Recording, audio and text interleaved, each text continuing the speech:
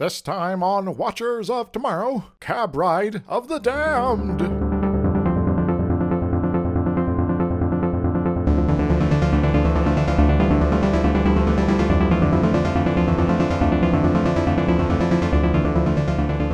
Hello, welcome to Watchers of Tomorrow, the sci-fi review and critique show that is as unexplainable as a random force field in the desert. My name is Gep, and I'm joined as always by my friend and co-host Dr. Izix. Hi. And this week, judging by the name of the episode, I think this is the finale. Oh no, we're already there? We're already there. We're on the final mission. Well, it could have been more awkward. It could have been the final countdown. Do-do-do-do. Do-do-do-do-do. Yeah, they don't count. Oh, darn. Yeah, there's no countdown scene. They do some stuff, but they never go like, okay, in 3, 2, because then you could have the final mission, final countdown. I guess there is a little bit of proceduring on the Enterprise, but not really anything that really fits the bill. Yeah, Anyway. but it's not really a countdown. They don't set the thing and it goes like, fatal whatever in 5, 4. They go like, you will die in an hour and a half. They go, well, damn. I don't want to die in an hour and a half. Shit. You will die in 15 seconds. Well, I guess we better finish this up right now. Okay. Yeah, it's only sort of a countdown, I guess. Yeah. Anyway, it's not the final mission for the show because we're only on season 4 and there are 7 seasons of this. Unless we're doing some weird sort of time travel shenanigans where this is actually like takes place after the rest of the series concludes. Yeah. But yeah, I don't think Probably that's not. actually the case. 6 series into movie. So yeah, final mission because it's Wesley's final mission, except not, but as far as now, sort of, yes. Final mission as an official member of the Enterprise crew. That's also an unofficial position he's been for a while. Yeah. So this episode was written by one Casey Arnold Eintz. This is their only writing credit. I can find no information about them on the internet, and that is all. They have another credit for additional crew. Yeah. For Look at coordinator. how much more crew they were. From Daniel and the Towers, which is not something I've ever heard about before. It's the cut rate. It's like the Jack and the Beans doc you find in the $5 DVD bin. Watts Towers, a monument to Christopher Columbus and his fictional relationship with Daniel, a young boy. Ooh, no. No, I don't want to know anything about Christopher Columbus and his fictional relationship with young boys. Yeah. So let's go and talk about anything else for the time being. That's the writer. This was also sort of story written by Jerry Taylor because she was working as a supervising producer at the time. Mm-hmm. We've talked about her before, and we will talk about her again because supervising producer.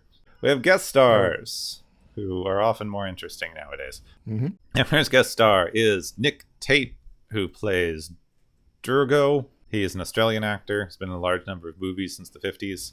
For our interests as a sci-fi podcast, his most interesting thing was probably being Alan Carter on Space 1999. Nice. He also had guest parts on a bunch of American TV shows. Space 1899. Is there? Is that just... Yeah, apparently. Is that like Jules Verne thing we were talking about last time? I don't know. But it's apparently one of his credits, and I guess they wanted to do a callback? Kickstarter. I see a role-playing game. A tabletop role-playing game of Victorian-era spacefaring created by Frank Cadwick, New York Times best-selling author. All right. Originally published by Games Workshop. Oh, no, Game Designers Workshop, not Games Workshop. There's the designers in the middle. Yes. It's more slightly different-y. Yeah. Using steam technology in the style of Jules Verne. I don't know if Jules Verne used steampunk technology. We just like to claim this. Yeah. He used battery technology. He was cutting edge, you know? Yeah, but not with steam, often. Produced role-playing games, board games, books, miniatures, and a computer game. I mean, it looks interesting.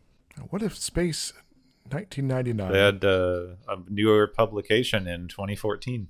What if it was made as a silent movie? That'd be fun. I don't think you'd get away with it, but that would be kind of funny. So he's been in a few things. Give me more boats in space. I like my flying boats. I will play anything with flying boats. Skies of Arcadia is my favorite game ever. Excellent. Give me flying boats. Oh, there was that airship combat game. I forget the exact name of it right now, but basically you're flying boats. Just Was that the one with like where you needed like a team of 5 to run around the ship? Yeah. Yeah. I like the idea of those, but I don't know 5 people who I can play them with. I happen to know 5 people I could play with for a while. They haven't played in a while from last time I recall, but Guns of Icarus? Yeah. Yeah, there we go. That sounds familiar. If we want to do that, then we need to get a bunch of people together and do one of the bridge simulator games and live stream. Yeah. We've critiqued Star Trek, but could we Star Trek? Let's find out. Can Star Trek content creators actually Star Trek? Nick Tate is also in Psychonauts 2, Lupin the Third, Mad Max as the Mystic. Some other random stuff. Yeah. So he's also going to show up at DS9 later. Dr. Quinn, Medicine Woman. Which is also sort of steampunk-esque. Oh, he's also in Star Wars Shadows of the Empire. Oh, fun. I had that game. I liked that game.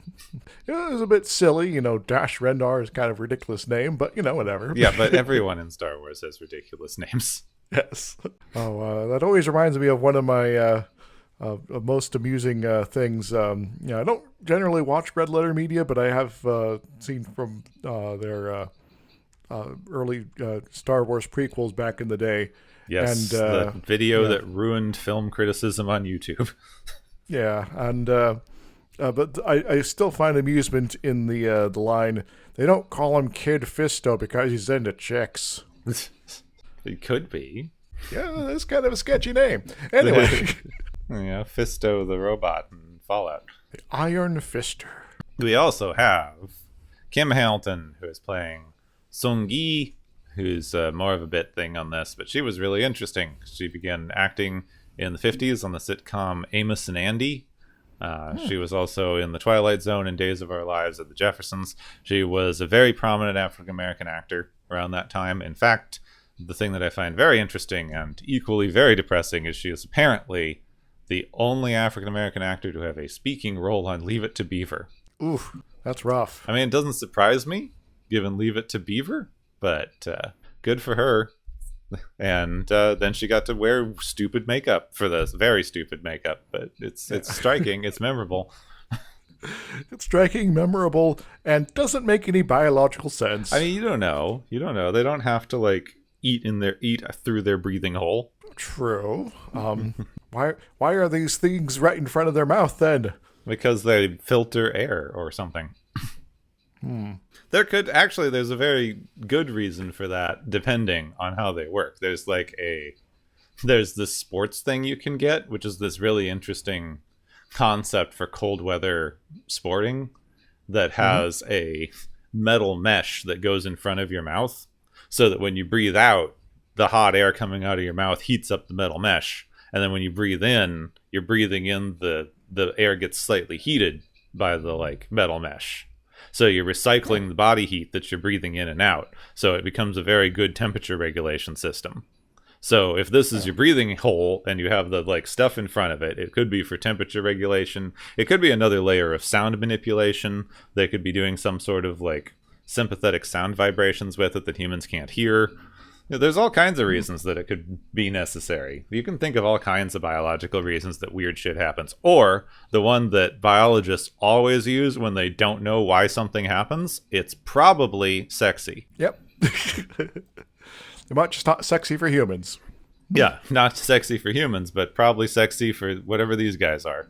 Every time you see a bird with a big, fuck off horn or some other thing that doesn't make any sense, it's probably because it's sexy. And your body's able to produce enough material to do this thing, and that means you're healthy, and all your mates' possibilities are going to be yeah. And that's kind of the theory. It seems to have been taken to such an extreme that it doesn't make practical sense anymore, depending on the species. You should look up some of the bird of paradise. Some of the males have gotten so completely ungainly for doing anything else but attracting females. Well, I guess they're going to get lucky and live a good life as a result. Yeah, not really do anything else. I don't think that we have. Like, it's a decent biological theory, and I'm not trying to undermine it, but like it's very impossible to actually test whether like the male that has the most ridiculous set of whatever horns or something is actually the one that produces the more viable offspring. Like, it's a decent theory and it's working out for them somehow evolutionarily, but evolution is so weird that like the thing that's evolutionarily selected may or may not be the thing that's actually better. Yes, there can be some perverse incentives after a fashion going on. The instinct to do X is working for a good long while, and it's not really actually useful past a certain point. And so, there's still this on switch for this being the thing, and it's going to cause problems at some point.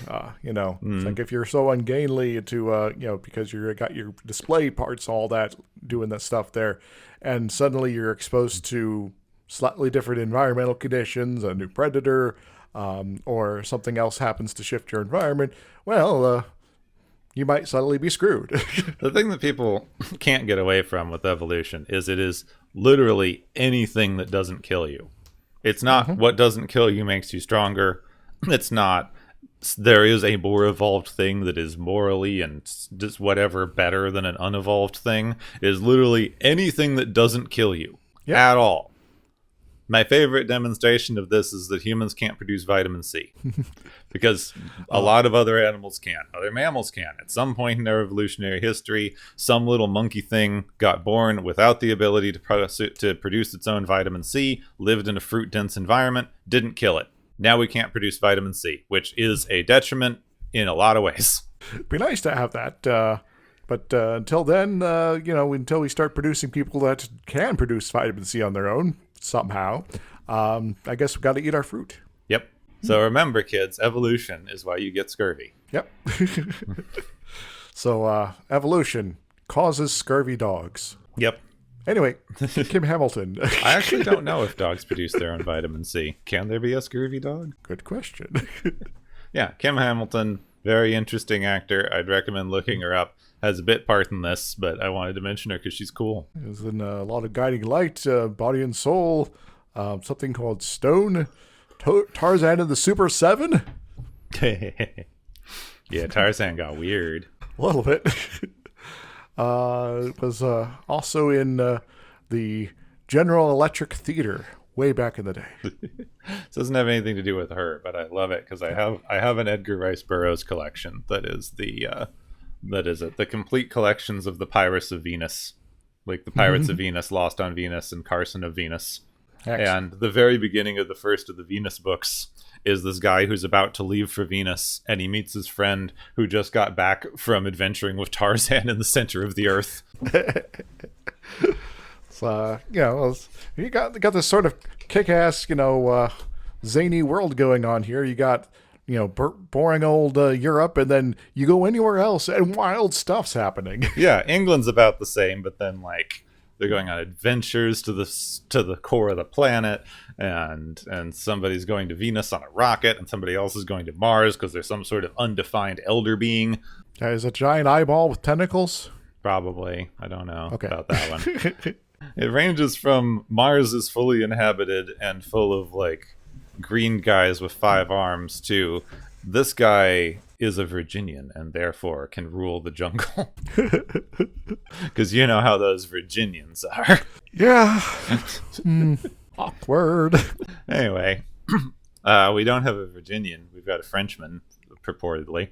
A Virginian who's a Frenchman, actually, with an accent. Yeah. We got a Frenchman and an Alaskan. And they go on adventures together in space. So... Oh, also, we also have Mary Conert. Yeah, who I can't find information for, but she's there. Yeah, she's playing the ensign who is in Wesley's seat for this episode. Yeah, they've got to come up with a new person to sit there. Now Wesley's going to be gone. Sometimes they might even have a line. I think she does this time. I think she says something like, I can't get closer to that.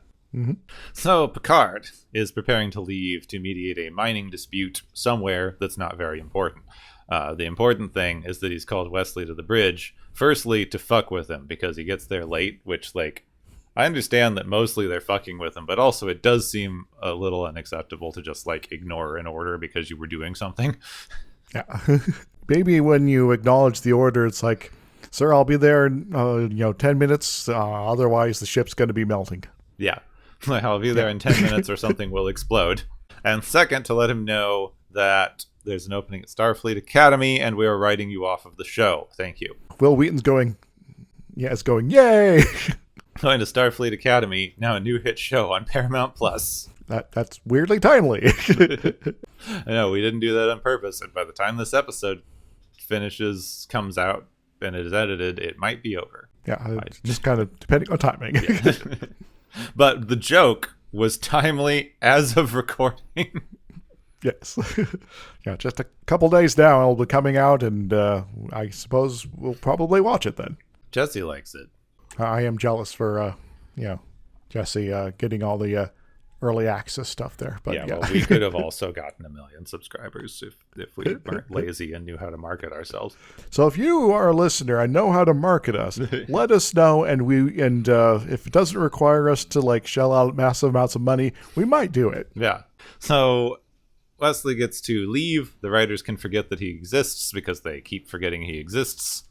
And Picard wants Wesley to go with him on one last mission, possibly a final mission. Wait a moment. This means that, if Wesley's leaving the show, Will Wheaton is finally getting out of the nonsense that they've been dealing with for the last few years.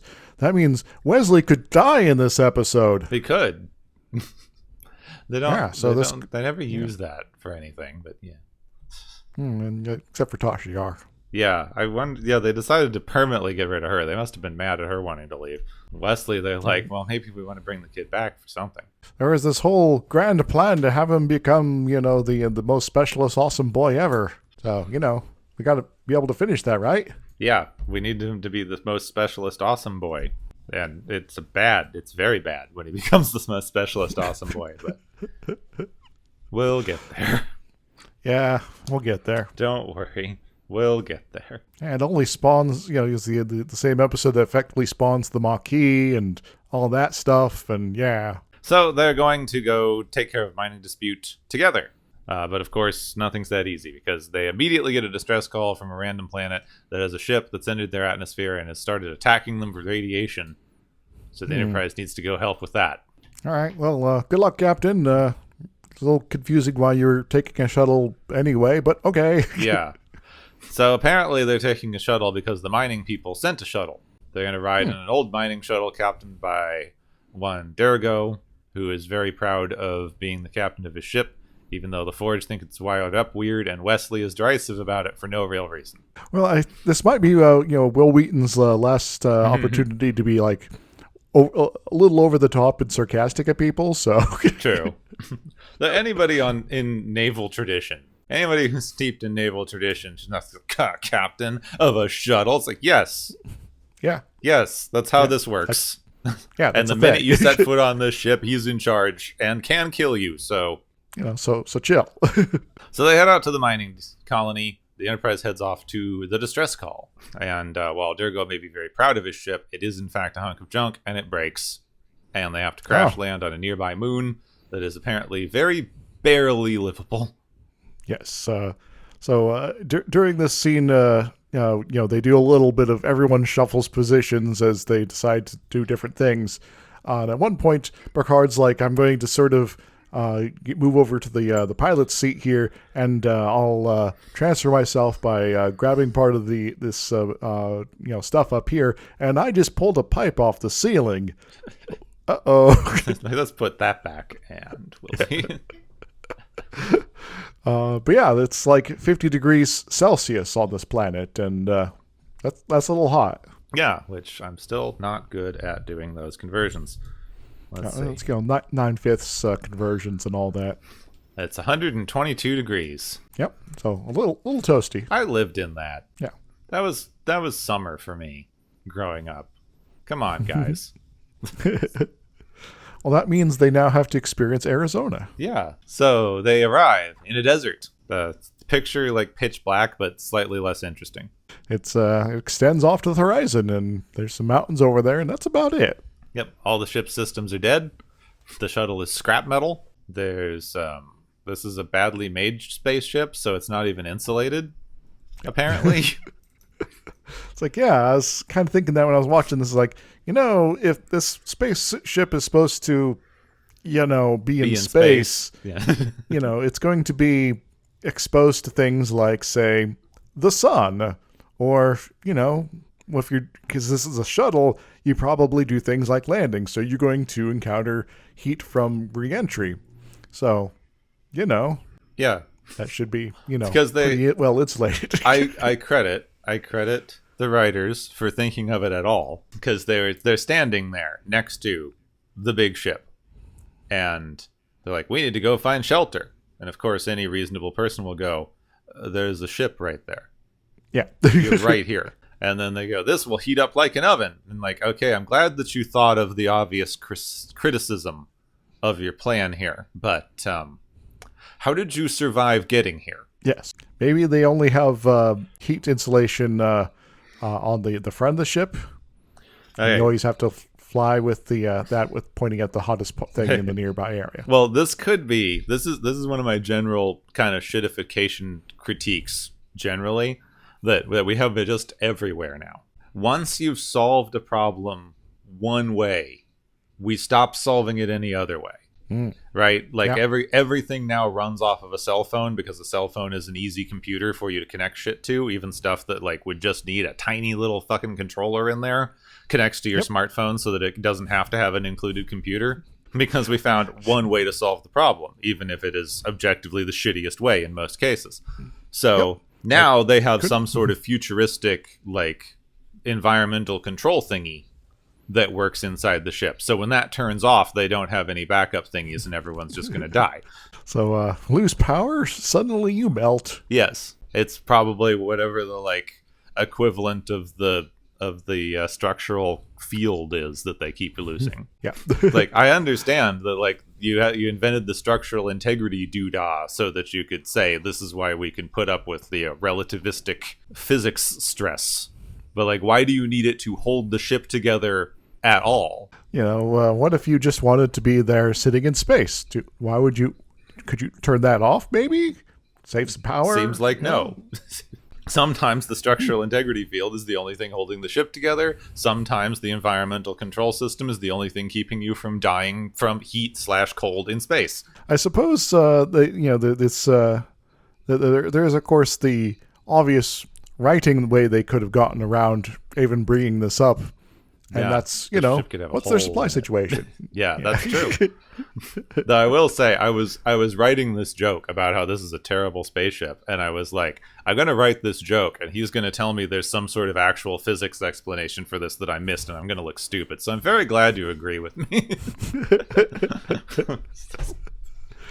I would be hard pressed, other than your explanation of the enshittification problem here, because if you're going to dump heat from solar radiation, you kind of need some sort of device that pokes out your ship to sort of radiate it away, and I don't see that here.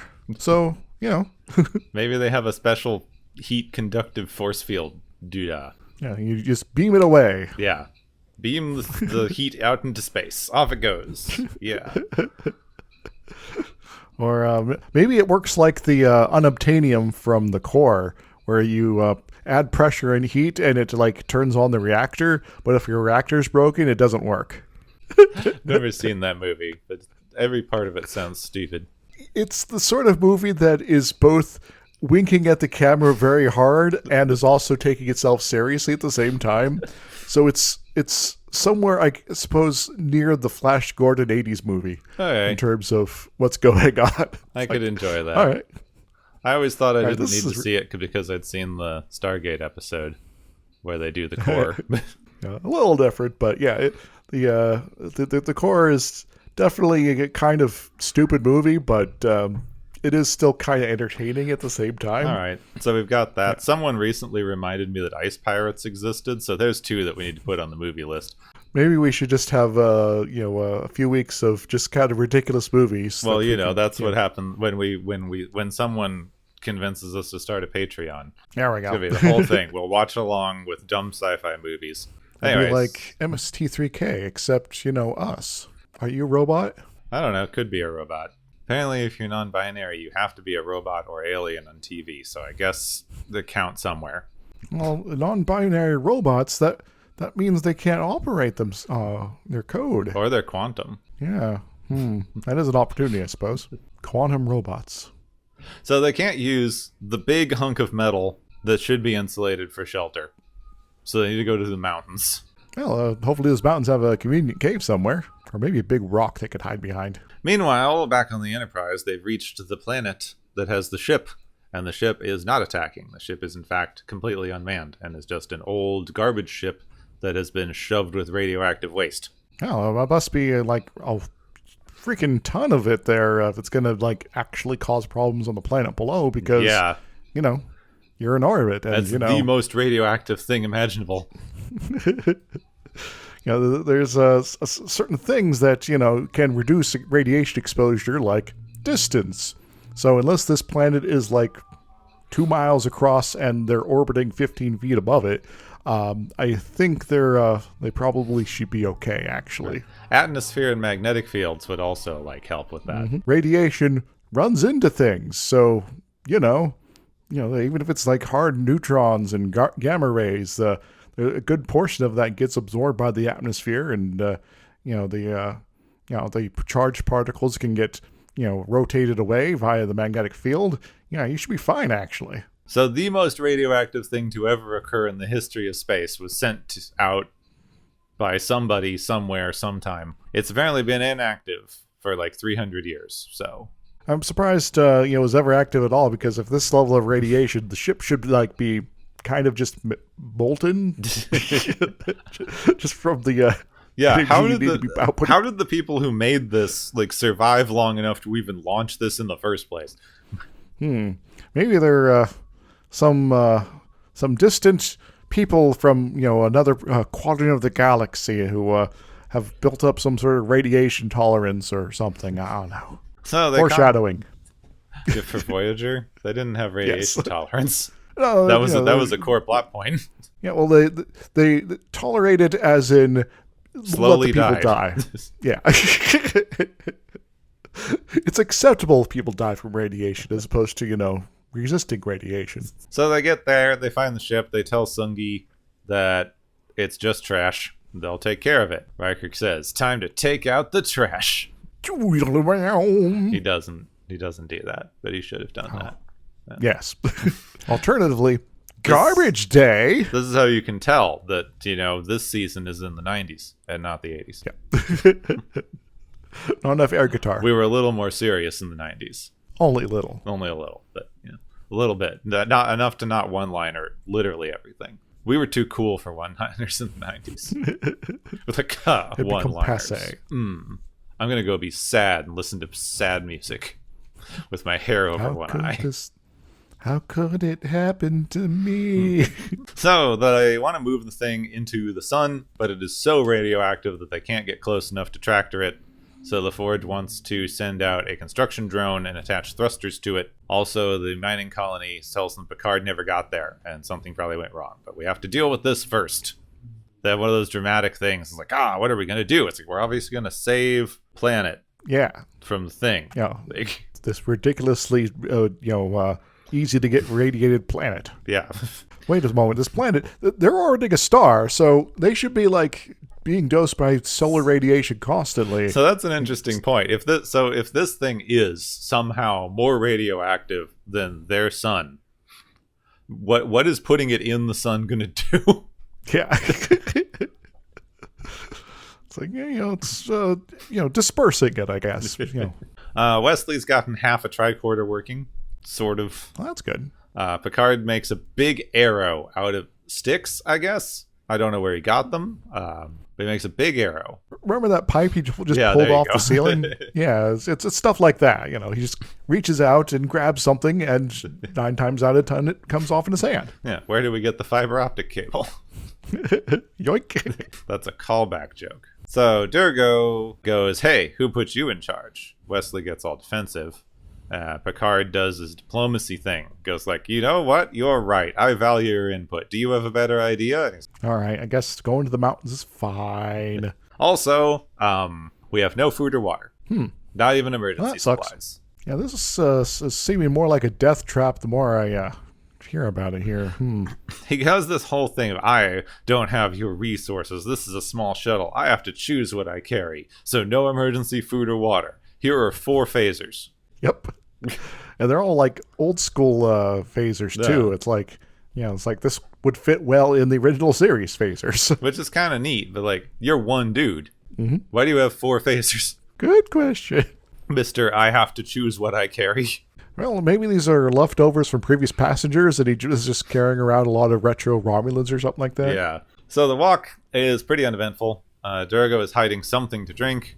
Wesley picks up an energy signal coming from the mountains that seems to be too organized to be natural, but it doesn't really mean anything because they don't have any choice but to go to the mountains anyway. This planet of weirdness continues. We got the usual magnetic interference for making the tricorder not work, but it's now close enough that it's working to let us know that there's something over there. Hooray! So they find a cave in the mountains. Durga goes, hey, this has to be water here because caves are made by water, but this cave is very clearly man-made because there's stairs in it. Yep. Though Picard also brings up an alternative to either of those possibilities, because there are. But if it was a lava tube, it would probably be pretty cold because those get pretty cold. It's igneous rock does specific thermal properties, and also this one's like has a nice carved out perfect door into a large chamber. This is a little weird. Yeah, it is not a lava. This is not a lava tube. That is not igneous rock. That is metamorphic rock, and it is definitely carved. Yep. So no, Picard, that is not a lava tube. You do not get a cave in metamorphic rock from lava. Well, it's probably Picard being diplomat again with, I need this guy to like tamper down his expectations because this is not looking good. There was a place not too far north from where I grew up that had a bunch of lava tubes. It's just National Park has a bunch of lava tubes, and there's one that you could go into that like about 20 or 30 feet along. It just got freezing. Like in the middle of the desert, there's just ice down there. It was really fun. A combination of out of the heat, out of the direct sun, plus air transfer and things like that. It's like a big hose that's been that you get nice and a quick airflow there, and suddenly it's like, oh yeah, we got some Boyle's Law business going on here, and suddenly PV equals NRT. And Gepwin, this is where you have to intervene, otherwise I start explaining the exceptions to that. I don't know, it's rocks. Rocks do weird rock things. That's my geology lesson for the day. And I'm starting to think about thermodynamics again. Anyway. So this is a Star Trek cave, so none of the stuff we just said matters, even slightly. Star Trek caves just have stairs, naturally occurring stairs. Yep. Specifically 90s Star Trek caves. Current Star Trek caves are everyone's hanging out on a sound stage over there, and in the background CGI. But yeah, looks like some of those fucking Once Upon a Time backdrops. So Dargo drops the bottle he was hiding. Wesley goes, "You were hiding water." He goes, No, I wouldn't hide water. That's just alcohol. It's fine. Oh, well, okay. Picard takes it and goes, "This would be better as a disinfectant." And this has always bothered me. Because you need something to be 75% alcohol to be a disinfectant, which is 150 proof. Now, I don't know, maybe this stuff is that strong, but like 90% of what anybody is drinking is not. Yes. So no, pouring whiskey over your wound does nothing. Stop it. Like, yeah, you got some little bits of hops and stuff in there. That's now, beer. And bacteria is going to like those sugars, and have fun with that infection. Yeah, you poured whiskey over your leg, and now your leg is sticky. Congratulations. So, that's why you always, pack a jug of Everclear no matter where you go, that you've further distilled down to be, even more higher proof. Yeah. So remember, 150 proof is disinfectant. Everything else is just alcoholic. Yep. Stop trying to use it as a disinfectant. I would like to see at some point someone's like, oh, we could use this as a disinfectant. And then later it's like, did you still have that beer? And, it's like, okay, I can use it to disinfect the wound. No, give it here. And they just start drinking it. See, Well, not your wound, it wouldn't help. beer would have been fine. Like, you could drink beer isn't as dehydrating. This is looks like some kind of brandy or alien equivalent. And that is dehydrating. So yeah, don't do that. Space vodka. I'm not sure what alcohol you'd need to hit to be overly dehydrating. Something in the 5% range, 5 to 7, which is a lot of beers, would probably be fine.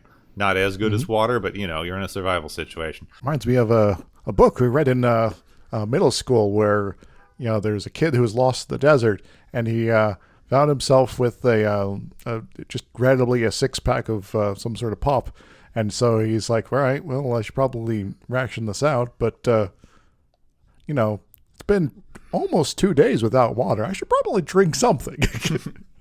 Like, this is not the best thing for me, but it's what I have.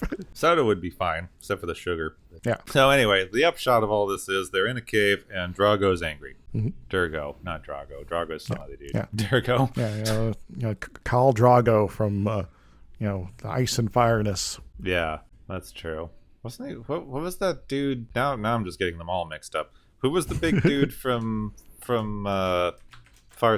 That was Drago. There we go. Yeah. Yeah. Big dude. Let's name him Drago. There we go. Yeah. There was also a Captain Ivan Drago. Oh yeah. From Rocky. Anyway, back on the ship, Dr. Crusher is preparing to take care of potential radiation problems on the planet. Troy shows up to try to talk to her about how her son is missing. She goes, actually, I'm very well adjusted and good at my job and am able to function in high-stress situations fine. Thank you. You can leave. And Troy just stands there like, damn it, nobody needs me on this ship today. I do appreciate that they're trying to show Troy doing her job, but yeah, Crusher is very much like the sort of mom that is, I'm have my duty and I worry about my kid, yes, but I got stuff to do. Yeah, like I can get this later. Like, yeah, you might be worried. Don't show up in the middle of them prepping for a survival situation. Yes. In fact, Troy, don't you remember that time where all the kids got kidnapped and Crusher's like chillest about all this possible? Like, Crusher is one of the main ranking officers on the ship. She knows how to do shit. She's fine. Yeah. I don't know why Troy is here. The whole scene, I don't know. It just strikes me as funny because it makes her look foolish. She shows up and says, do you need to talk about it? It's like, you're in the way. It's like, oh. There is, some moments where we kind of see Crusher, having sort of that kind of marginally upset mom look. But, so she is, cognizant of what's going on, but, she's not freaking out over it. Come on. Yeah, she's good at what she does, and she's planning for an emergency right now. Yeah, keep trying to figure out ways to use Troy that are useful. This was not it. No. On the bridge, they're ready to try the thruster plan. So they turn them on. One immediately breaks. It puts too much stress on the ship, and it starts to fall apart. So Riker goes, well, we have to tractor it to the sun anyway. Yeah, so I guess we're going to die of radiation. And also, all the thrusters in this episode just kind of are terrible, aren't they? Yes, thrusters suck, and we should stop using them. I also forgot to mention there's apparently an asteroid field, so they can't just, let the thing drift. They have to actually guide it. Which, given that asteroids, are not that dense in an asteroid field anyway, generally, because, they would collapse into a planet if they actually were fairly dense. This is a little weird in an actual space science sort of context. Well, there's two things. One, that they keep hitting space asteroid fields, or like sci-fi asteroid fields, which are incredibly dense, so dense that they would become planets. But also, how radioactive is this damn thing? Because like even in the off chance that you tried to push it through the asteroid field and it got hit by something and broke up, it would go into orbit with the asteroid field around the sun. How dangerous is that to the planet? Well, I guess they just want to keep it nice and as tidy as possible. Yeah, let's just put it in the sun, and then we'll never have to worry about it again. Or we could, get this thing on a path that takes it around the asteroid field. Yeah, you just could let do it that. Coast. You could, in fact, you could probably, send it over the asteroid field, and unless you did it at a very specific trajectory, it would still fly into the sun later. That's kind of how a gravitational well works. You just need to give it enough delta V so that it's not going to go into orbit of the sun, and there you go. Yeah. Also, anyone who's every time they go like, "Well, just throw this into the sun," it's like, I've played Kerbal Space Program. I know how hard it is to get to the damn sun. And this is why Casey Arnold Ince is only the one credit. Sorry, I know this may be a little bit mean spirited, but it's there's some obvious solutions here, but this is a character episode, and let's get on to that part. Yeah, the ship part's actually not important, even slightly. There is a thing that's keeping them from rescuing them immediately. That's all we really need to know. Right now, everyone's going to die of radiation poisoning in about an hour, but that's later Riker's problem. Yep. In the cave, they've found a very, very convenient fountain. Yeah, that's a little weird. It's bubbling up from the floor. Yeah. It's draining somehow. Like there's a drain hole in there. I guess there's some, mechanism just kind of churning through the same water and over and again. Yeah, like a fountain. Yeah, just a fountain. Then they get close, a random fuck-off force field appears. And I actually kind of like this special effect because it's not like the other force fields you run into. It's like there's this magical barrier who is saying do not pass and all that. It does look cool. Magical is the key descriptor for this entire situation, though. Durgo immediately goes, I know what we should do. We should shoot it. And everyone goes, hey, maybe we shouldn't just shoot it. And then he just shoots it, and that makes cave ghosts. And the cave ghosts swoosh around, and they hit the gun out of Durgo's hand, and they knock over some rocks. And Picard pushes Wesley out of the way of the rocks, and then he gets hit by the rocks. Dang it. Well, Crusher's going to save me. Wait, she's not here. Yeah. This is not Arsenal of Freedom. And there aren't roots. Dang it. Yeah. In fact, there's no medicinal stuff here other than that booze. Yeah, which they do use. They pat it on his head because he's bleeding out of the head. I understand wanting to stop the bleeding, and getting hit on the head, probably bad, concussion and shit. But like head wounds, not very important, honestly. Like you bleed a lot from them, but they don't do much else. You don't have arteries up there. If you are, losing massive amounts of blood elsewhere, you might want to put the pressure on those ones instead, because that would be the only way that head wound would kind of start mattering. Yeah. So Picard's injured real bad, and Durgo thinks he's going to die. Wesley's like, no, he's Picard. He can't die. He's a main character. Yeah, he has too many hit points. So Durgo huffs off, and Picard gives Wesley some fatherly advice about how he needs to become the leader he knows he's always meant to be, and he needs to stand up to Durgo and keep control of him. Also, before I die, remember, meet the gardener. And this is how we first hear about Boothby. Yep. It's like, there's a man at the academy who's so important to me. He's Boothby, the gardener. It's like, I get this. I get this as advice you would give someone when they're leaving for the academy. You're about to die. Yeah. There's a time and a place. But you see, Boothby's just this important. So maybe we could just chalk this up to Picard not being of sound mind in that exact moment. Yeah, hopefully. Academy? I should talk about the Academy. Yeah. So anyway, we have our first supposed character arc for Wesley. He's going to become the leader he always knows he can be and stand up to Durgo.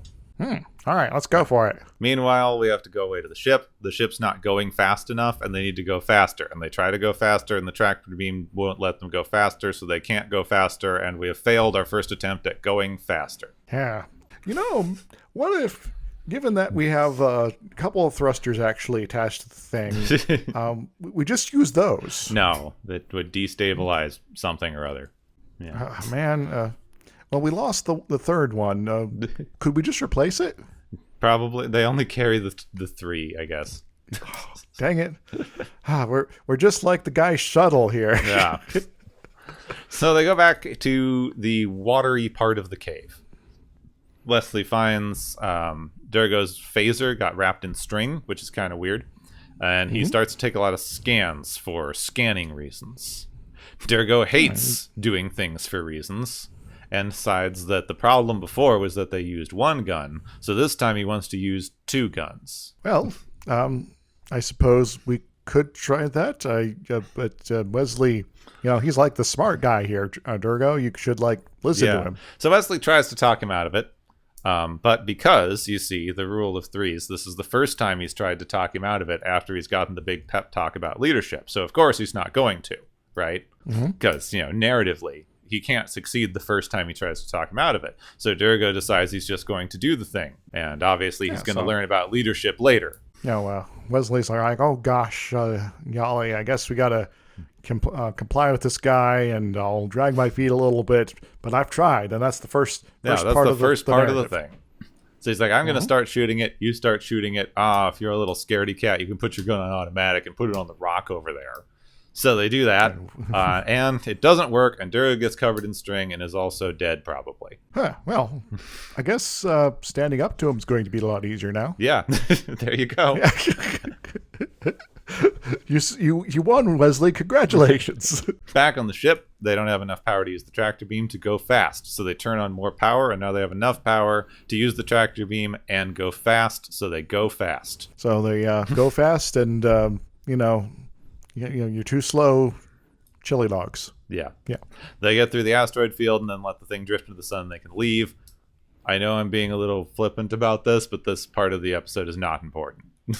No. This entire scene is we could go faster, but we'd have to turn on something else. It's like, well, if you turn on something else, we'll go over something capacity. It's like, well, do it anyway. Well, I did it anyway, and it worked. Okay, cool.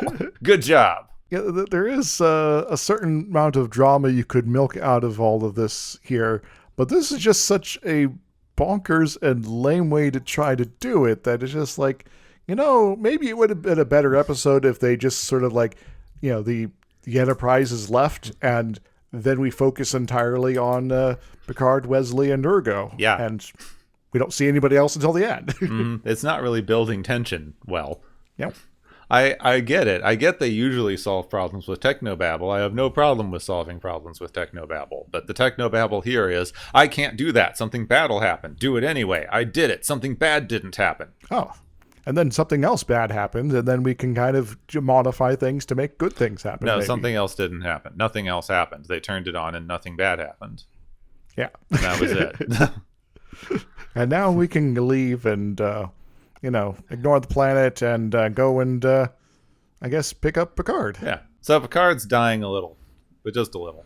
So it's time to have a nice heart-to-heart with Wesley, because Wesley always wanted Picard to be proud of him and sees him as a surrogate father figure. And Picard wanted Wesley here so that they could spend one last mission together before he left for the Academy, so he feels guilty about dragging him to this death planet. But I had to tell you about Boothby. Yeah, but I hate to tell you about the gardener, just so you know. If you don't know about him before you get there, one, you'll miss out on all the sage advice he has, and two, you might cross him and then he'll kill you. So, watch out for that. Yep. The Enterprise has entered the system and they find some debris. So good, they found debris. They're like, if they've searched the nearby planets, but none of the moons. They're like, oh, let's search the moons. Cool. Is there any moons that look like they have a crash landing on them? Yeah, just the one. There you go. Yeah. So let's check that out. Wesley says the same sort of things to Picard more. They're good. They've always been proud of each other, etc. Wesley has to go get water now. He goes to the fountain and he fires a phaser at it, but when the ghost thing shows up this time, he turns around and tricorders at it, and it makes the ghost do a thing that turns off the force field. Yeah, so the ghost thing just flows through him this time. Yeah. Instead of turning him into a selenium-covered string person, and then it runs into the force field and cancels it out. Yeah. Then he gets a suitcase full of water so he can bring Picard water. Mm-hmm. That's it. We've resolved the issue now. We have a suitcase of water. Excellent. And then he must have fallen asleep because he wakes up and his mother is there to save them all. They found I've arrow. Become delusional. Ah, yes. The arrow, the most important part of the show. The thing to remember, the arrow. The arrow. They mention it specifically. He goes, how did you find us? Like, we saw your arrow. They try to take Picard back to the ship, but instead of, getting everyone back to the ship, he goes, no, I need to tell Wesley I'm proud of him. Oh, well, you could still do that when you're, not dying so much. He has to do it right now. Ah, dang it. I'm so proud of you, and I'm jealous because you get to go start an adventure, and I'll miss you. That's it. That's the end. They're carrying him away on the stretcher, and he goes like, I'll miss you, Wesley. And, if Boothby knocks on your door at 3 a.m., don't open it. So, yeah, this episode is not good. Nope. Why is there a force field here?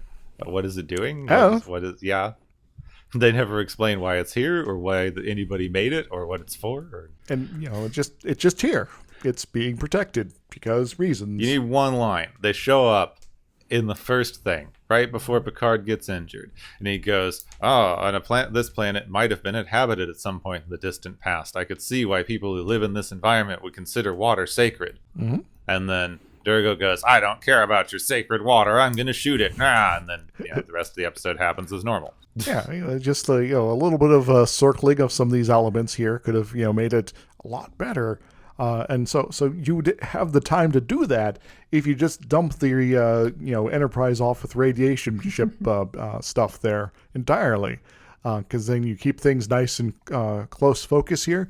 And in like the last quarter of the episode, you could have an away team show up at the crash shuttle and noticing the arrow, and they're like, well, unfortunately, we can't beam any closer to those mountains over there, so we're going to have to march over foot to, on foot to get over there ourselves. Well, that's going to suck.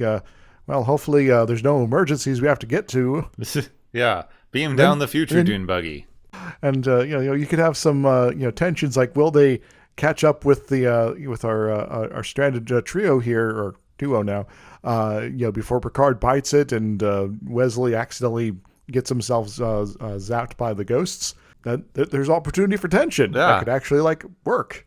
The entire thing with the Enterprise is like, are we going to make it in time? Maybe. Probably. Yep. Sure. Whatever. Yeah, sure. Yeah. Routine.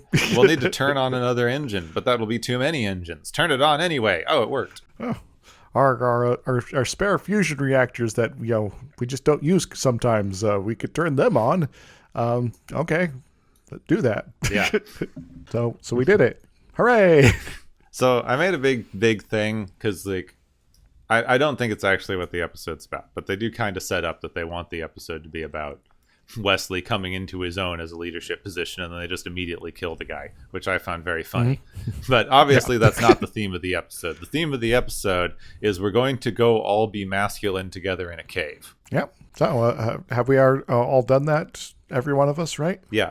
I just think it's interesting looking back on this because there's been a lot of recent discussion about shitty masculinity. And we seem that's an understatement. Yeah. And we seem to have somehow lost this particular masculine archetype that Picard represents. Because I haven't seen him in a while. Because Picard, this is a very full juxtaposition. You've got Wesley, who is looking at his surrogate father figure. You've got surrogate father figure Picard, who's a right, upstanding, good, proper masculine authority figure.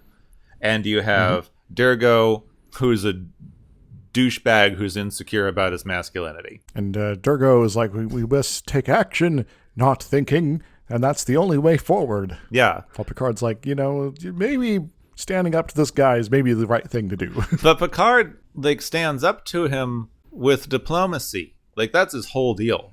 Picard's entire masculine archetype is the diplomat. He's smart, he's good at what he does, and he's calm and thoughtful in a way that other men cannot overcome. This guy goes, why are you in charge? And instead of going, because I'm the biggest, strongest, and smartest, he goes, you're right, let's discuss. And then that just wins him over anyway. To bend to the wind as opposed to let it break you. Which I do think, someone can correct me if there is a recent example of this, but it seems like something that we've lost in here somewhere. I cannot think of a modern masculine archetype that is just this calm, collected negotiator. So what you're saying is I should write more characters like that. Yeah. Okay, I will. So the whole thing, like, even the minor setup, like, it seems like they're trying to set up for Wesley to come into his own, and then they kill the dude. But it's just to demonstrate that this dude's version of masculinity is terrible.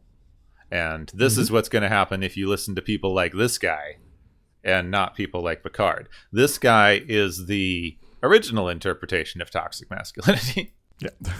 We've lost the plot on toxic masculinity. It's not, masculinity that is doing something bad to other people. It's supposed to be a feminist concept of how the patriarchal identity of masculinity poisons you, the person who is supposed to be upholding patriarchal masculinity, which is why it's toxic. You're doing stuff that negatively affects yourself. Mm-hmm. But now we talk about it like it's, this guy's just a douchebag. Toxic masculinity. Now, there's a lot more nuance here that is could be more delved into just generally in our society, but well, there is a lot of douchebags out there, unfortunately. Nuance in my America. And, sometimes there's just like, all right, well, we kind of need shorthand in order to sort of try to manage all this nonsense right now.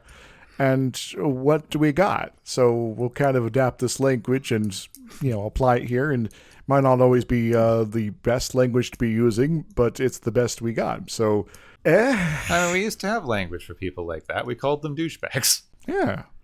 So, let's call this guy douchebag. Let's call more people douchebags and just roll with that. I think in honor of manosphere figures like Alex Jones and Joe Rogan, instead of saying toxic masculinity, we need to call them big red bean faces.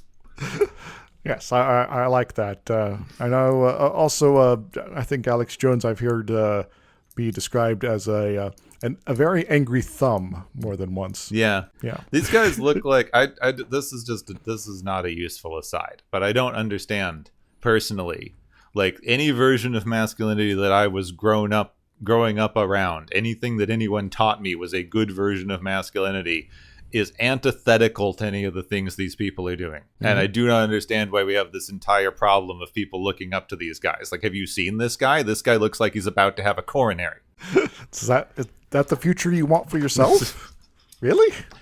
Like, masculinity makes him look like he's red and is about to die. But, there is a certain, I guess, addiction to outrage. And, well, if you think being masculine means being outraged, there you go.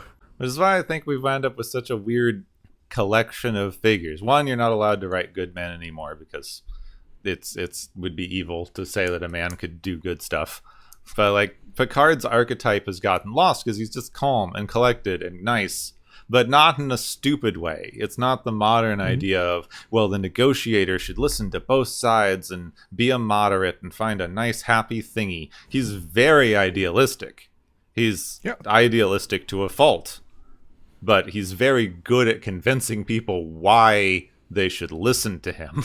I suppose to a degree, in terms of my own, I guess, interactions with folks that I have, disagreements with of a strong variety, I do, I guess, try to take some pages out of the Picard diplomatic handbook that, sometimes, winning the point of the current moment is kind of pointless. So if they are completely hung up on that, let them have that and focus on something that actually matters. Is from the, example for this episode is the one you gave about, it's like, well, do you have any better ideas? But it's like, if we want a solution to our problem, if you got ideas, please share them. Don't just complain about the status quo. But I think what's very interesting is this idea of, like, he's good enough. It's not manipulation. He's just good enough at knowing exactly how much you need to placate somebody else to get them on your side. And I think that's something that we miss in here. Because, like, you could do that. If someone says, who said that's a good idea? You're like, well, do you have any better ideas? Huh? No, thought so, stupid. Yeah. But they don't. They go like, you're right. Versus the sarcastic. But in this one, they go like, you're right. We didn't ask for your input. I value your input. You're a competent person. Do you have any other suggestions? Okay. No. And then we can carry on. And then he can go like, yeah, you're right. This is the idea I would have come up with. Yeah. But you give him just enough slack. You go like, well, actually, I can respect you as a person. You have a bit of a point. You aren't making it well, but you have a little bit of a point. Let's hear you out. And okay, good. Now we agree. We can stop fighting about it. It stops being a power struggle because he gets to go, okay, sure, let's take your input. I'm right anyway. I'm also reminded of a little bit of a tangent here to that one Sylvester Stallone movie where all the people get trapped in the under river tunnel. I haven't seen that one. I forget the name of it, but it takes place in New York. I forget which tunnel exactly, but there's like some flammable stuff that shouldn't have been there. There's a car accident and then suddenly explosions and all that. And so both ends of the tunnel are blocked off. And there's a bunch of people trapped in there. Among them was, of course, main characters here, and Stallone manages to figure out a way to get down to the people and was going to, try to help them escape, of course. And when he gets there, there's a guy who's, it's like, I'm in charge here. And, Stallone's like, all right, fine, you're in charge. This is just, I'm telling you what I know. And, the only way that I can get out of here is to do this. And the guy's like, oh, okay. It's like, yeah, this guy's trying to do the big dog sort of thing here to show his dominance and keep control of the situation, because that's just what he always finds himself doing from what we've learned from this character so far. And, Stallone's like, okay, I'll let you do your thing. That's not really the important thing to be doing right now, but I'm not going to stop you, because if I try to stop you, it's just going to waste time and get people killed.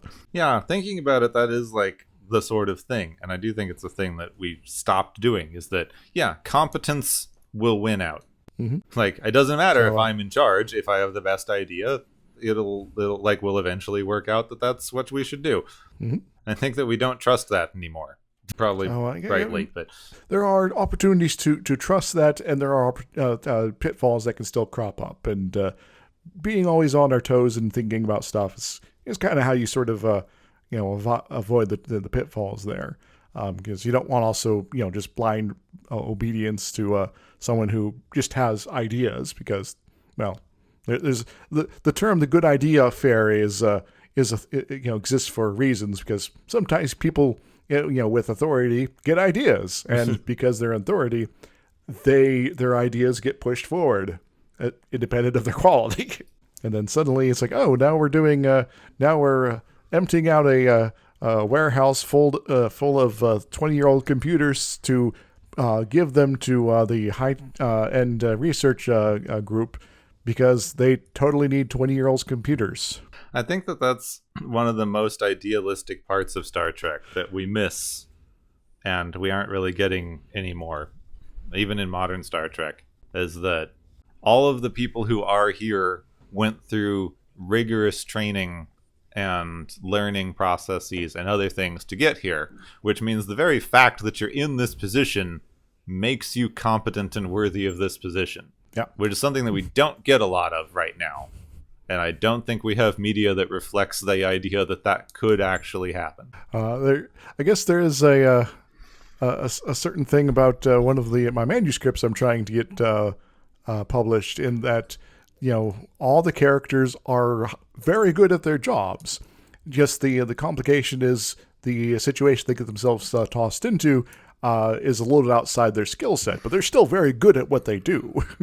And so it's they're it's a story where there's definitely some adapting that needs to be done, but when they are able to get back to their element, suddenly they're able to take control of the situation and make awesome things happen. So outside of that, I think one thing that's interesting with this is this entire episode, this entire setup for the episode, payoff for the episode, reason for being for the episode, is toxic masculinity.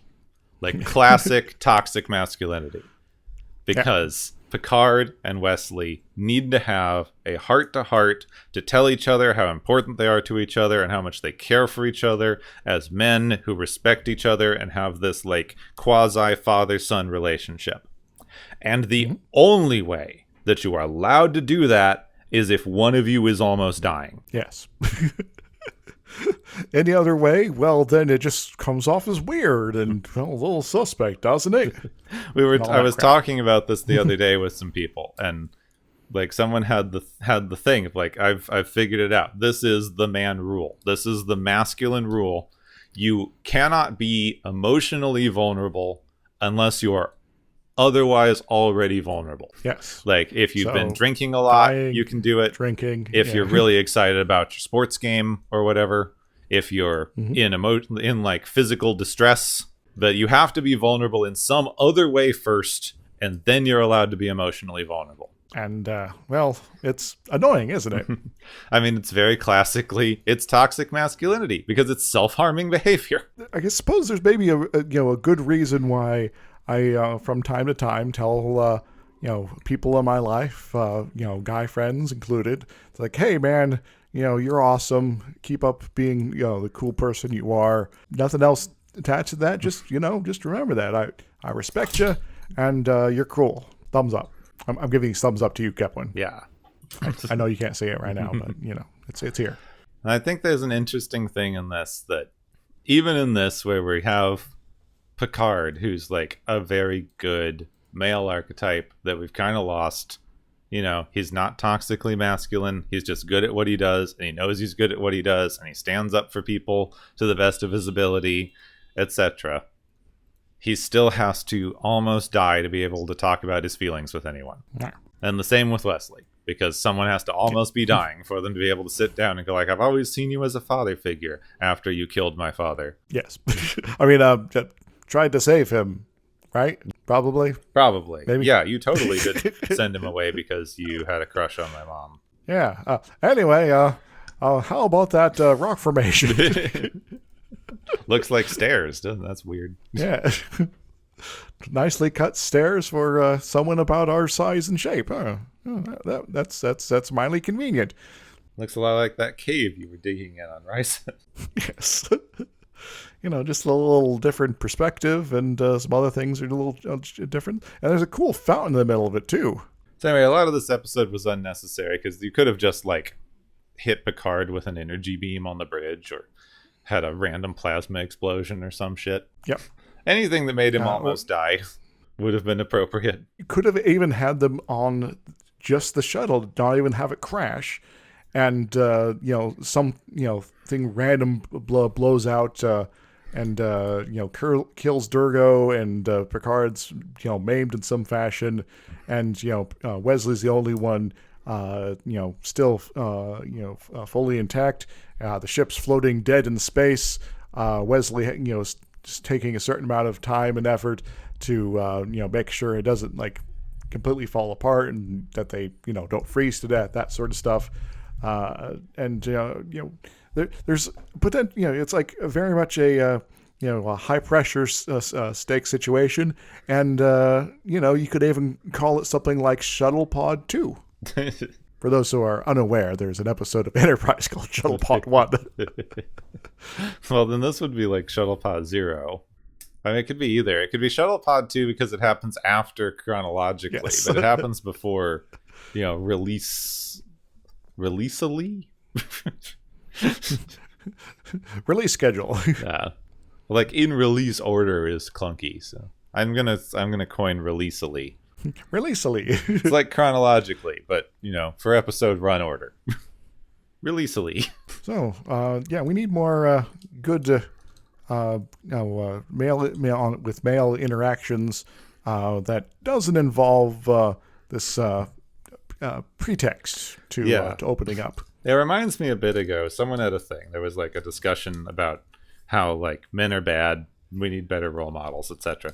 And someone asked, like, what are can people think of good male role models? And I forget all the ones, but at least one of them was like Aragorn and some other things. And it's like, can we come up with anyone who is not fictional? Just at all. Because that would be nice. It's like, well, Mr. Rogers, maybe? I mean, quasi-fictional, but yeah. Yeah. Well, the guy himself, because he put a lot of himself into the he's pretty good there. But he can't be the last good man. Maybe LeVar Burton. That's true. Yeah. Yeah, he's pretty cool generally, and it's like, hey, read a book, kids, and kids are like, yes, Yes, sir. let's do that. Let's do that. So in other words, we should rewrite this entire episode and make it with Geordi and Wesley instead of Picard and Wesley, and they're just kind of hanging out, and Geordi's like, let's have a heart-to-heart conversation, and Wesley will be like, but you're not dying, and we're not drunk, and we're not under threat for being killed by some planetary bombardment thing, or we're not being infected by space cockroaches or something like that. I don't know. There's absolutely nothing going on, and Geordi's like, that's fine. Sometimes it's good to just take a moment and be like, hey, we've grown to be friends here. Maybe early on I was a little dismissive of you, and there's that one time we all got that thing that made us super drunk, and you almost killed the ship that way. But other than that, I've come to accept you as my friend and as a smart guy, and I really respect you. You might not have the same experience as I do, but you got a good head on your shoulders, and you try to do the right thing. And yeah, you're going in here, you're learning, and you're going off to Starfleet Academy next week, and you're gonna experience so many amazing things when you're there, and you're gonna learn so much. And I'm kind of jealous about that because I'd love to be able to go through that all over again, and maybe make some better choices as a result. And you know what, Wesley, you're gonna be doing amazing things, and good luck with that. And I'll see you on the flip side. And that's the entire episode. Yeah, I did always think that Wesley and Geordi had more fun of a relationship than him and Picard, because him and Picard is just like, are you my dad now? Kind of, I guess. I'm going to be awkward about it for a while. They didn't get to do a lot after the first couple seasons. Wesley and Geordi always had a bit of a, you're smart and it's cool and we can talk about stuff on the same wavelength, but like, you're not as smart as you think you are. Calm down, kid. You are very clever. I'll give you that. Sometimes you just need to know actual stuff. Yeah. Like, you're smart, but I have way more experience than you, so. I hope you have an opportunity to get the experience to combine with your natural talent here so that you can do amazing things. You're not there yet, but, that's the start of this path for you. Go for it. Also, Boothby's a little racist. Don't talk to him. Also, he might be secretly some sort of, entity from another dimension, but we'll have to figure out what's up with that at some point later. Yeah. Yeah. That's why he is so important and brings wisdom. It's eldritch wisdom. From beyond time and space. It's about goo. Goo. Space is fluid. Once I was swimming between planets. What? Swimming between? Traveling in one of your spaceships between planets. So, I don't got much more to say about this myself. Other than if we're doing a full rewrite, there's an opportunity to, I don't know, have Picard do some archaeology on this planet. But yeah, it could have been more interesting. Do that. I don't know. You took you took the most interesting character on the planet and you knocked him out.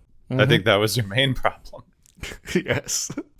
Maybe a bizarro version of this episode where Wesley gets knocked out and Picard just starts shooting at things randomly. And so Wesley has to have a heart-to-heart with Durgo, who's like, what's going on with your captain? And there's an alien possession plot there, plus water force field. Yeah. And they learn how to be better people as a result. The water force field is really there to teach you how to be better friends. Yes. The water force field actually detects toxic masculinity. And reacts accordingly. You see, when you just start shooting things, it's not a very good thing to be doing here. So it's like, that's some toxic masculinity. Just shoot everything without trying to understand it first. So I'm going to go zap you now. Yeah. So we solved the episode. Yep. It's just a toxic masculinity trap. It's the man trap, you could say. Haha. Really doing callbacks today, aren't we? Yeah. This is what happens. This is what happens when you don't give us enough to talk about in an episode. We just remember things. This is the internet now. This is why our show would be more popular if the entire thing was just as going, hey, remember thing? Thing. It was cool. Or Thing. It wasn't cool. They had to Thing. do a stupid voice and say how uncool everything was. Oh my Call gosh, back to this the is beginning totally of the episode. Yeah. Which I've already seen. Somebody sent me one of those for Star Trek where they were pointing out the stupid, like, oh, look, this thing is just a carpet on the floor. Can you believe they actually made this show? Yeah, because they have a budget. Yeah. Hey, look, they put a stand in the back of the thing, and I don't like that. You can see a C-clip stand. Show's ruined now. Like, yeah, sometimes I like to point out some of the production flaws, but Yeah, but that's because it's fun. That used to be fun. Yeah. That used to be a fun thing that we all Yeah. did because we've watched the episode 200 times. yeah, it's like, wait a moment. But I like that. I still like doing that because it's fun. But if it ever starts getting like toxic and I'm just being like kind of bitching, Gepwin, feel free to slap me upside the head. All right. Okay. Yeah. All right. I know we're in different states and everything like that, but you got a long enough arm. Yeah, right? the long arm of slap you upside the head. All right, we probably are on to the part of the episode that we like to call the Galaxy's favorite game show.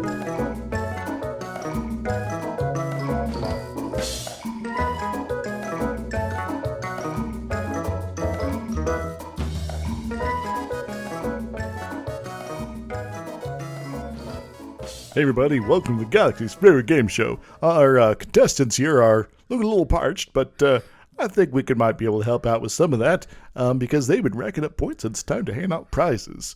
Our first one is the Obvious Trap Prize, which goes to Captain Durgo, and yet he tosses that himself at the whole thing, the whole water fountain ghost thing twice. The first time, that's maybe reasonable. You didn't know it was going to go on. Twice, that's kind of a on you kind of thing there. But what does he win, Gepwin? He wins the ask questions later part of the quote. Because he survived the shooting first, and that would have worked out okay. But then he did the shooting second. Yeah. So maybe if you have the opportunity to ask the questions, you really should. The second part of the second prize to hand out is the Picard Speech Prize, which goes to Picard and Wesley because they got to make it through. So don't give it up, you. And, we're going to bond here and all that stuff that we talked about earlier about, this is the only time we're allowed to do stuff like this. Oh, they're keeping each other's spirits up, though. So what do they win? Picard wins one more episode of Star Trek Picard, where his android body suddenly takes him back in time to be the groundskeeper at the Academy. And he just gets slowly transformed into a different actor. Yep. Because android things.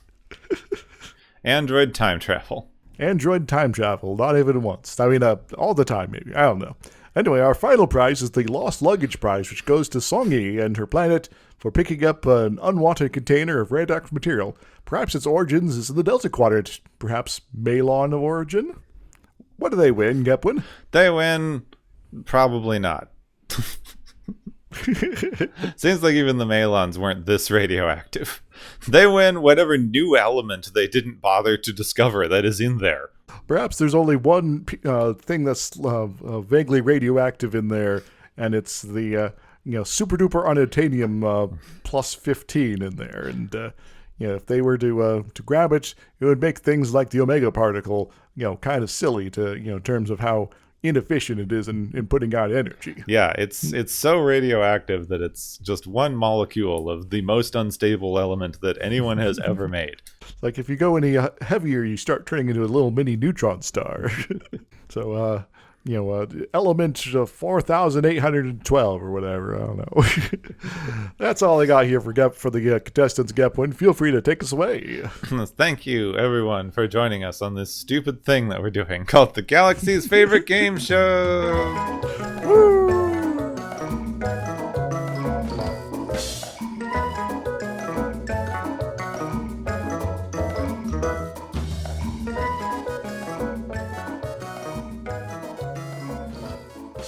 No! Oh, darn it. I closed my thing.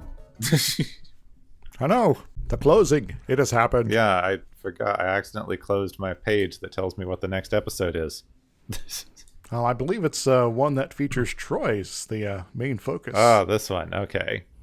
Yeah, and she has, like, her empathic abilities, but not anymore. Ooh, yeah, it's the one that they try to... Oh, darn it. I wasn't looking forward to this one.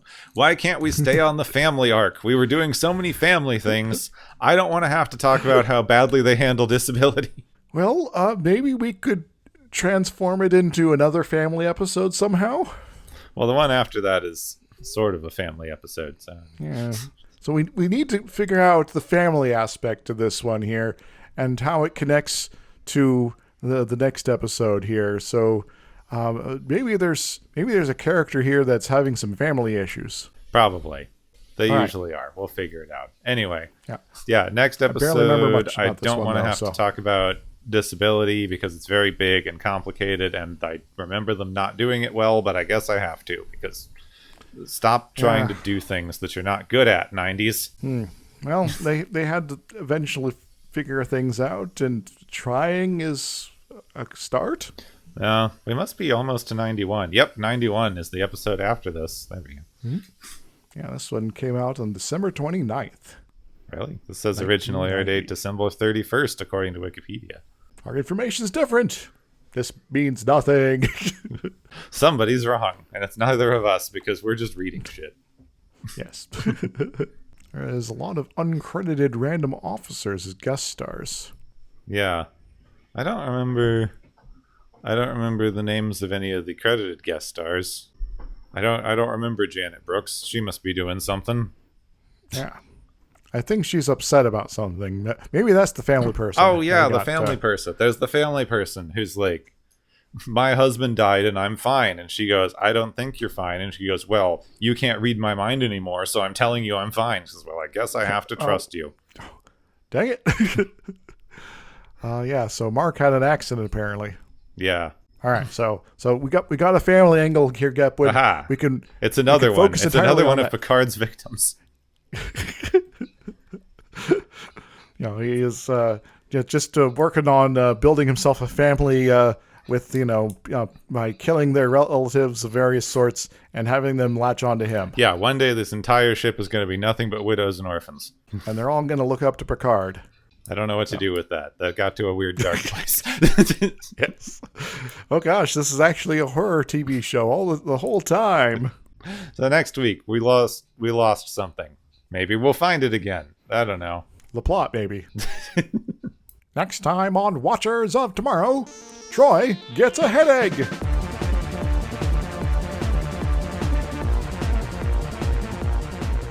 You have been listening to Watchers of Tomorrow, a podcast on science fiction media. Find and listen to Watchers of Tomorrow on Podbean, YouTube, Spotify, iTunes, Stitcher, Digital Podcasts, Pocket Casts, Google Play, and many more places where podcasts can be found. If you enjoyed our podcast, make sure to subscribe for more. And make sure to rate your experience or leave us a review. You may find Gepwin on YouTube as Gepwin and on Pillow Fort. You may find Dr. Isix, on YouTube and Blue Sky. Music is Waveform and Mori's Principle, both by DRKRN, and Quirky Dog by Kevin MacLeod. Check out the Watchers of Tomorrow Discord channel. You may also find Watchers of Tomorrow on Tumblr. Make sure to share the experience of Watchers of Tomorrow with your friends, loved ones, enemies, alien overlords, and your doppelganger from the mirror dimension. Have a good day, and ahead, warp factor heckin' fast.